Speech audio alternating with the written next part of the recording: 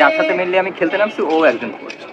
ভাই স্যার, মানে হচ্ছে কারো প্রতি রাগ থাকলে, ক্ষোভ থাকলে ওই সময় হচ্ছে রাগ ক্ষোভের কারণে হচ্ছে ওরে দাবদুব মারা যায়, বাট ওইখানে কোনো রাগ নাই, ক্ষোভ নাই, নিজে থেকে ইনস্ট্যান্ট হচ্ছে একটা রাগ ক্রিয়েট করতে হয় অপোজিটে যে থাকে তার জন্য। না, মানে খেলতে নামার সময় এখানে একটা ব্যাপার, অনেকে মনে করে যে যারা হচ্ছে মার্শাল আর্ট করে ওরা মনে হয় এগ্রেসিভ টাইপ। এটা হচ্ছে খেলার সময় এগ্রেসিভ মনে হয়, আসলে মেইনলি যারা হচ্ছে ফাইটার ওদের মধ্যে এই এগ্রেসিভটা থাকে না।